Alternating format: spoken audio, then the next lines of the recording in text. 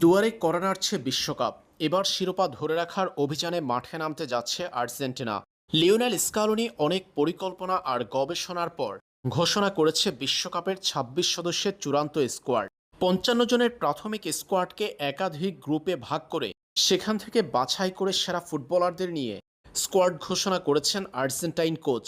শিরোপা ধরে রাখার অভিযানে মাঠে নামার আগে আর্জেন্টিনা খেল বড় ধাক্কা।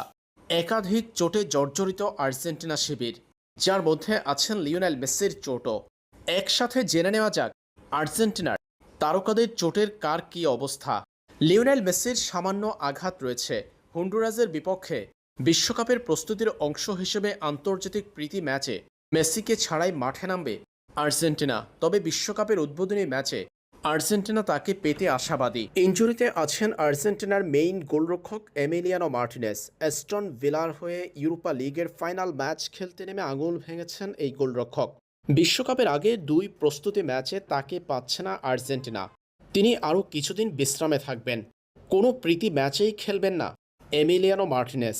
বিশ্বকাপে আর্জেন্টিনার প্রথম ম্যাচেও খেলা নিয়ে শঙ্কা আছে মার্টিনেজের। এদিকে লিয়েন্ড্রো পারাদেসের পেশি ছিঁড়া নিয়ে যে খবর এসেছিল সেটি সঠিক নয়, তার পেশি ছিঁড়ে যায়নি। তবে তাকেও প্রীতি ম্যাচে পাচ্ছেন আর্জেন্টিনা। সামান্য অস্বস্তিতে আছেন এই তারকা মিডফিল্ডার। ইনজুরিতে আছেন নিকোলাস গঞ্জালেস। তার পেশি ছিঁড়ে বড়সড় আঘাত পেয়েছিলেন, তবে সেখান থেকে সেরে ওঠার চূড়ান্ত প্রক্রিয়ায় আছেন এই আর্জেন্টাইন। বিশ্বকাপের শুরু থেকে স্কোয়াডের সাথে থাকবেন তিনি। নাহুয়েল মলিনাও আছেন চোটে। পেশির চোট থেকে সেরে ওঠার চূড়ান্ত প্রক্রিয়ায় নাহুয়েল মলিনা, তাকে নিয়ে স্বস্তিতে আছে আর্জেন্টিনা। নিকোলাস পাজের কথা সবচেয়ে বেশি শোনা গিয়েছিল বিশ্বকাপের স্কোয়াডের আগে। তার যে আঘাত ছিল সেটার অবস্থা আর খারাপ হয়নি। তিনি বিশ্বকাপের উদ্বোধনী ম্যাচে আর্জেন্টিনার প্রথম ম্যাচের একাদশে থাকবেন বলে আশা করা যাচ্ছে। চোটের অবস্থা ধীরে ধীরে উন্নতির দিকে যাওয়ায় নিকো পাজকে পাওয়ার জন্য আশাবাদী লিওনেল স্কালোনি।